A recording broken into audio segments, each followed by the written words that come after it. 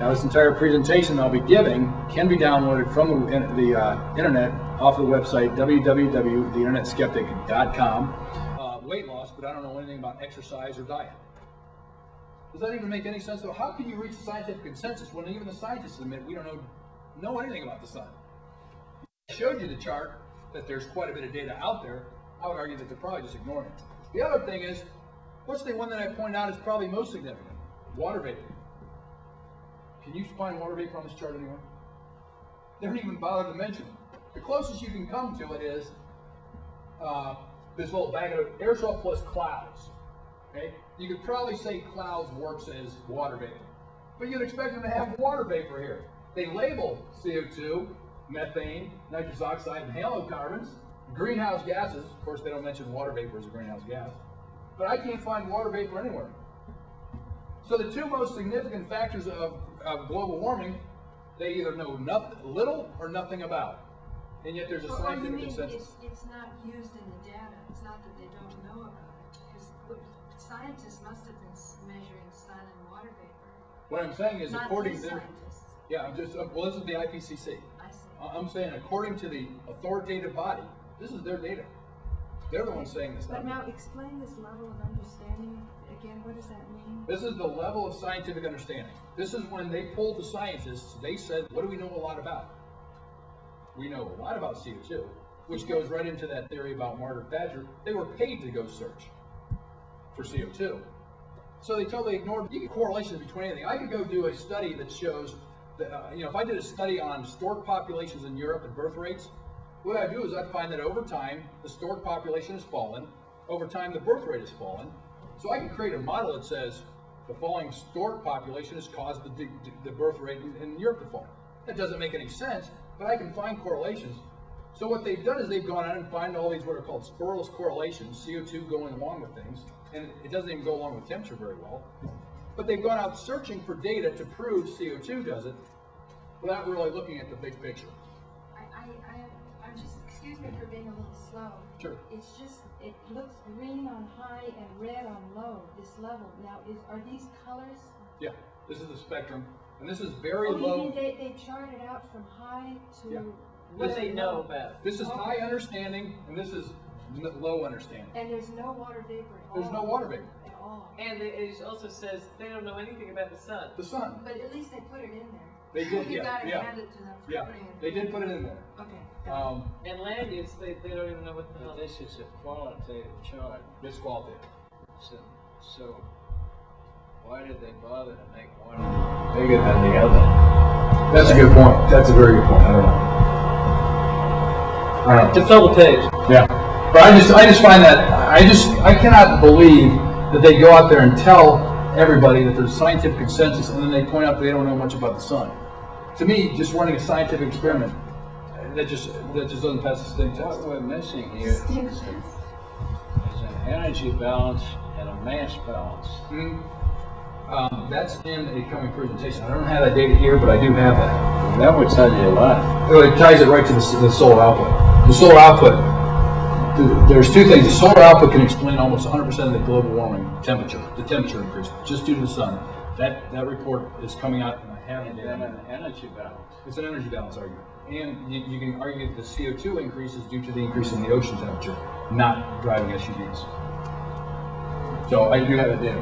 This is once again, and I'm using this one to show you how they go out and they make these arguments. And the damage I see about global warming theory is that their arguments are so plausible.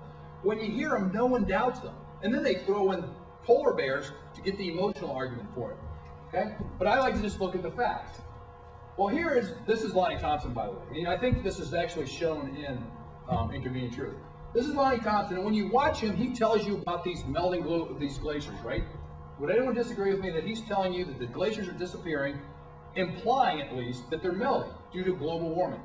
Would anyone disagree with that? No. He says that. That's what he says. Well, look very closely. This is Lonnie Thompson next to a disappearing glacier. Do you notice anything odd about that? Now, he claims it's melting due to heat. Where global warming is causing these glaciers to It looks like it's been chiseled off or dropped. This is a desert. There's not a drop of water around here. He's not standing in mud. He's standing on bone dry desert. What's making these glaciers disappear isn't that they're melting, they're evaporating. Subliming. Yeah, exactly. Matter of fact, if you watch Planet Earth, if you watch the Planet Earth series, okay, this is something you're going to definitely want to do because it makes a lot of my cases. They covered the Gobi Desert in this thing, and they point out that the Gobi Desert gets a huge layer of snow, and they point out that in the Gobi Desert, which is I believe the second largest desert, when it snows, it never melts. They show the desert, then they show snow layer, then the desert again. And they explain how the snow evaporates, it doesn't melt. And sure enough, if you use, once again, Dr. Thompson's own data. Wait a minute, that's sublime is from solid to gas. to gas. Evaporate is from liquid to gas. So you Oh yes, you're okay. You're right. You should use Sublime. You're absolutely right. This is sublimation. Final point. That's good because I do say evaporate. I use it just because people understand evaporate. They don't understand sublimation. But your point is, I never thought of that. Your point is very good. Yeah. Well, it's the same process of freeze drying. It's exactly how you freeze dry things. Absolutely. Okay. More importantly, Dr. Thompson will show you, and the big one is his Kilimanjaro one. He'll sit there and he'll talk about Kilimanjaro. Then he shows you this chart. Well, sure enough, his own chart shows you Kilimanjaro is in an area of global cooling. Right? It also happens to be in an area of drying. So you've got a cooling, drying area eliminating this glacier, not warming and melting. Once again, it's their own data. That's quite an amazing point. Yeah, well, we were working on it. This is the other one. But to sublime, you have to have the conditions for sublimation. What are the conditions for sublimation? Vapor pressure in the air has got to be less than the vapor pressure at the surface of the ice. And that gets right back to the water vapor. Only problem is there's the opposite, right? The water vapor in the atmosphere has to have been decreased, right? Right. And that's what's going on. Sublimation to occur, you have to have dry air. And that's what's happening. The drying's going on. And so they've got dry air going. They don't have the precipitation. Once again, it's the southern hemisphere. They don't have the precipitation impact that we have up in the north. And I've got data on that. The other one is they show the big one. Let me see if I've got the chart next. The other thing is they always show Antarctica and they show the Larsen B shelf. They show the Larsen B shelf breaking off. And Al Gore, when you watch him, he makes it very clear in his movie that scientists told me if you see that Larsen B shelf break off, we're in a lot of trouble. First of all, and I get to refer back to this popular show now, Planet Earth, watch the one on the poles. It tells you that during the wintertime, Antarctica doubles in size. It goes from this to this because the ice expands. So Antarctica is very used to, on an annual basis, expanding a great deal and then shrinking back down. So seeing an ice shelf break off should be no surprise. More importantly, didn't anyone bother to think about if he's claiming it's due to global warming, someone look at the temperature in the South Pole? The temperature in the South Pole, you're talking minus 20 degrees at the warmest throughout the annual cycle, okay? Antarctica is very cold, so it's hard to argue that global warming in an area where the temperatures are minus 30 degrees is causing these ice caps to break off. Okay? Wait a minute now. Expansion. The continent expands, did you say? The continent expands, doubles in size during the winter. Now, ice is roughly, 90% of the density of liquid water. What would make it expand? It's the wintertime. Cool. Snow. Turns ice. The oceans freeze. You're creating ice. It's only the oceans freeze. The oceans freeze. Yeah, the oceans freeze. And then they contract again. I don't know that. Yeah. Once again, it's watch the. We're doing, but Antarctica is mostly land, so. But you're saying the ocean around this continent Freezes. freezes. Yeah. Matter of fact, have you seen the movie March of the Penguins? They cover that. They have to get to the shore before it freezes, or they'll starve. Okay.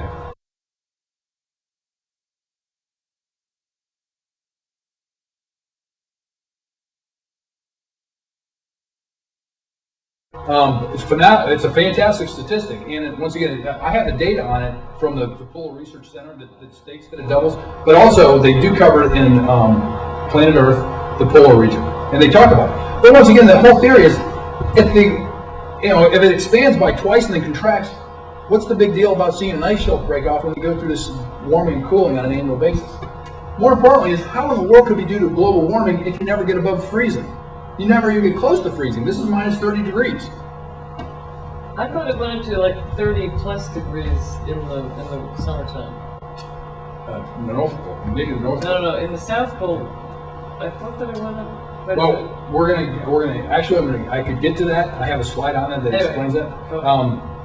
That's in another presentation, but I do have that, and I can talk to you about it a little bit later. Or I can try to find the chart. Go ahead.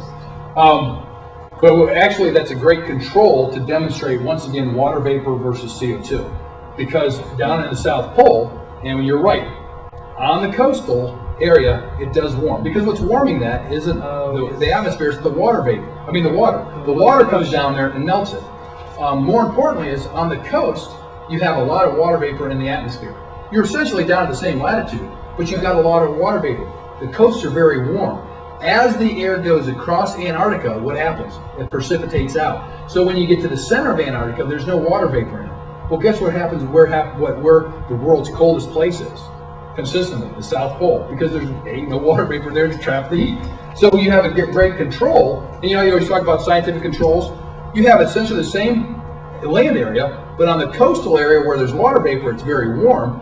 As you lose water vapor, the temperature plummets, and you're still getting relatively the same sun, relatively the same part of the world. Except for the big ozone hole. The ozone hole. We got that covered in those. 10 minutes. 10 minutes, okay. This one I just want to show through in because of what I would argue is, once again, the dangers of not understanding the science. This was back in '74. Now, back in '74 is when I was a kid. I didn't have the fear of global warming. I had the fear of global cooling. Okay, they had a full-out blitz. I remember watching that show, In Search of, the coming ice age. We had that oil crisis, and when I was growing up, I was in a lot of fear that I was going to freeze to death in a few years. Okay, this is basically just a report. It was called Cooling World. It comes from Newsweek. Okay, and once again, you can download this, click it. Just recently, Newsweek went back to kind of backtrack and said, remember global cooling. They went back and reviewed the science of what they said. Okay, so within my short lifetime, not as short as it used to be, but I like to still think it was short. Within my short lifetime, they've gone from one end of the spectrum to the other one. They've gone from a global cooling or an ice age to now it's global warming. I've never seen any kind of real science go from have a consensus change that rapidly. Okay, but they've done it in global warming. I mean, literally going from one end of the spectrum to the other. And the last time I think you could make that argument was 1492 with the flat Earth. Someone finally sailed around the consensus change. Here it is, melting of the ice caps. Okay, now this is what was so damaging about this theory. From that report, now remember back in '75, they were worried about global cooling. Today, we're arguing about, my gosh, the polar ice caps are melting. Well, back then, what were they recommending? Read it yourself. They proposed such as melting the polar ice caps by covering it with black soot. Now imagine what would have happened today had we listened to the climatologists back then. We would have melted the polar ice caps, and we would have flooded Manhattan like Al Gore shows. But once again, had we used their data, we would be 6 feet underwater right now, according to their own stuff. Okay? So here is, once again, I get back to, here's the real culprit. Fire prevention. What we've done is we've implemented a policy of fire prevention in our forests that have allowed our forests to become unhealthy overly dense in an unhealthy manner. That's why we have catastrophic forest fires where we didn't have them back in the past. Mother Nature did a good job thinning them out, should burn them. Okay? So when you ask, what has man done to really change it? Well, man's changed Mother Nature a lot. He's implemented a fire prevention force. And here you have the Bitterroot. This is just an example. Bitterroot 1895, 1980, and 2001. Our forests have become too dense, and they're actually unhealthy, so they're dying, or they burn down very easily. And you can imagine when they talk about Yellowstone, when it burns down, 6 million acres burned, that's a lot of CO2 being pumped up there that's been trapped for 100 years. More importantly is, you got a lot of plants pulling water out of the ground. You're drying, you're creating an arid environment to begin with, and that's possibly what's going on over in Kilimanjaro. Let's Two, slow down over this. The first one is a healthy forest in 1895. That's without man's intervention. Without man, Yeah. a couple, log cabins. The second one is what, 1980, 1980. 100 years later. And we see a very thick, dense forest and like a lodge, okay? then it's dying. And now it's dying. Basically, we've overcrowded the forests. We've taken a nice little rural area and we've made this Manhattan. Our forests have become Manhattan, whereas they used to be a nice little rural community. Over here, it actually reviews the numbers.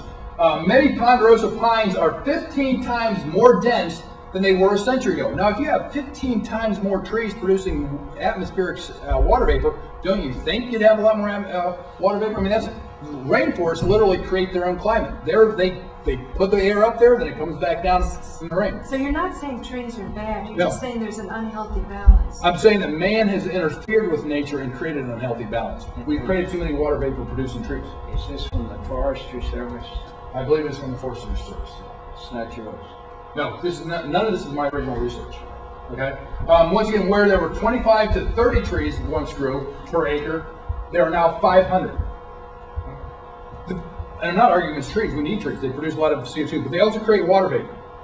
And the main point is that planting trees wouldn't be the argument to solving global warming. It actually would probably contribute to it. So my argument more is that man has tampered with Mother Nature. But Mother Nature invented lightning for a reason. If you watch Planet Earth, you see how Mother Nature uses lightning to make sure that the natural cycle is maintained. Man's gotten in and tampered with it, and we've created situations where we've made our forests overly dense. Now, instead of having these healthy little fires that would thin things out, now we have what they describe as catastrophic forest fires. Okay, and I don't think that's healthy for man or for Mother Nature. 2 minutes. That's about what I've got. Yeah. Let me see what else I have here. This basically just shows CO2, how insignificant CO2 is in the big picture thing. This is the atmosphere, this is nitrogen, this is oxygen, this little sliver here is CO2, and man only produces 5% of that 3.5. So if you're really going to point at CO2, there's really not a whole heck of a lot of stuff there. Oh, the other thing, let me say one last thing. As far as the CO2 absorption, it only really absorbs at 3 very small bands. The atmosphere is already saturated with enough CO2 that 100% of the IR at that wavelength is absorbed by 10 meters. So you can't absorb more than 100%. So by increasing more CO2 in the atmosphere, you can't cause global warming because the heat is already being trapped. All you can do is by having more CO2, you can lower the level at which 100% of atmosphere or the IR is absorbed. That's all it does.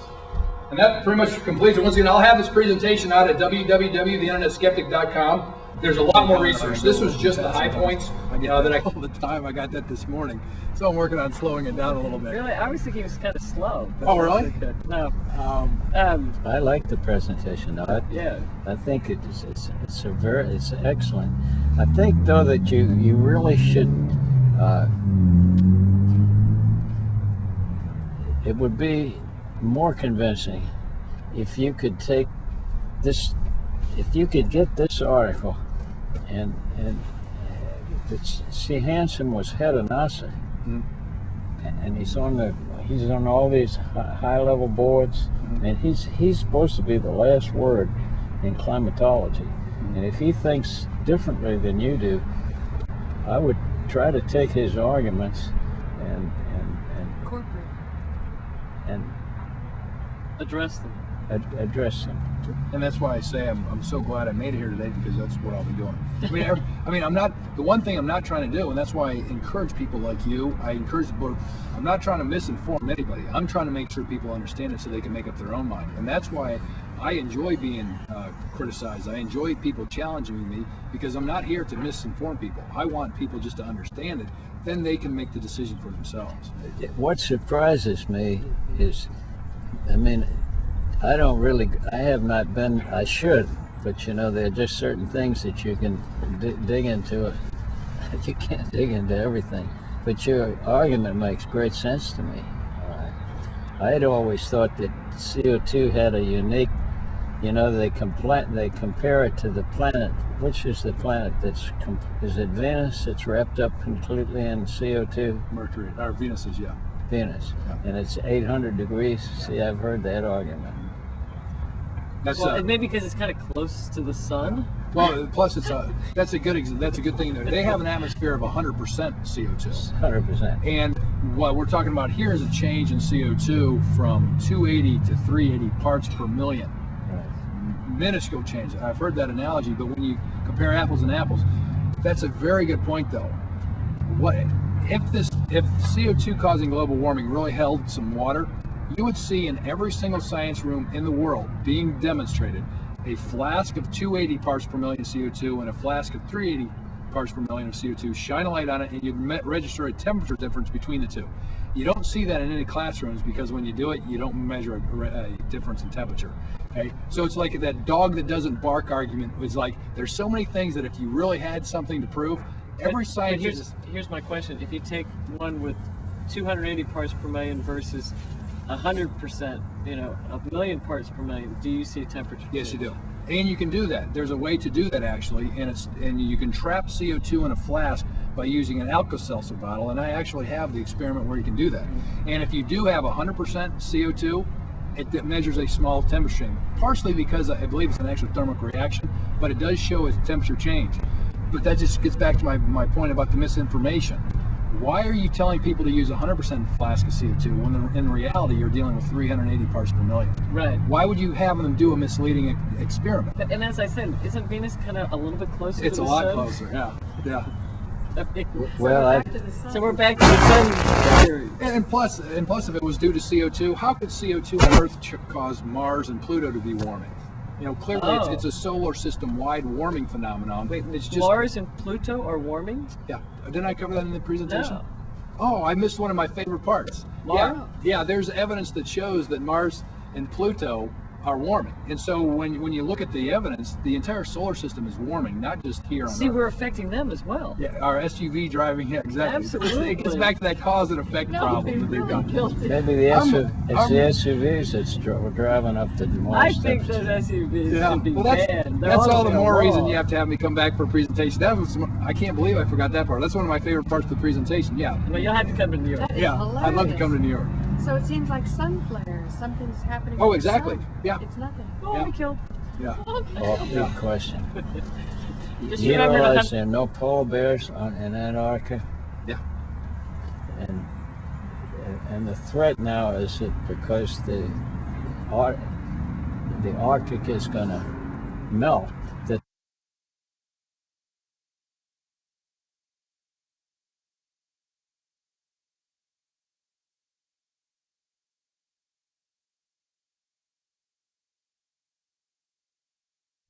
what do you make of that argument?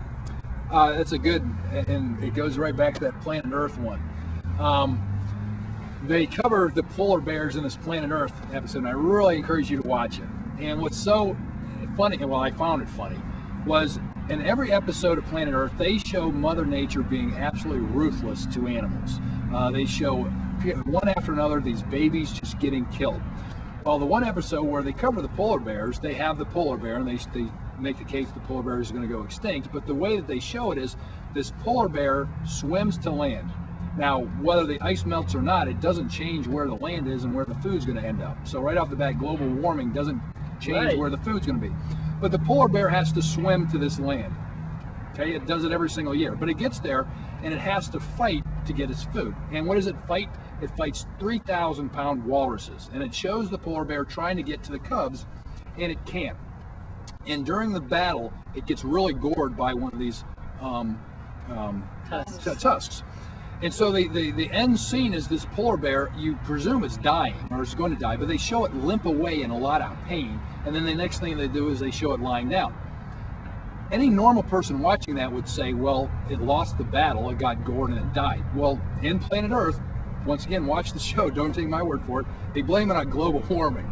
And so, I get back to that analogy of if all you have is a hammer, you only see nails. Well, every problem that occurs up there, they blame it on global warming, but then in every other episode, they show these things dying left and right. It's just a normal phenomenon. Well, it's really cold right now. Yeah. It's abnormally cold, and I'm sure it's due to global warming. Well, that's another, yeah, exactly. Well, that's another point. Just look at, what is this? This is April 10th, and we're all bundled up. No, it's like 30 degrees. But Yeah. actually, they say, okay, there's a theory that that when global warming starts to become an issue, that the weather patterns start getting more erratic and bounce from Well, more hot or more cold. So I'm just curious what you would say about that. You're asking phenomenal questions, and I just hope you have me come back for another, because there's a great, they're beginning to hit on that and they're addressing it.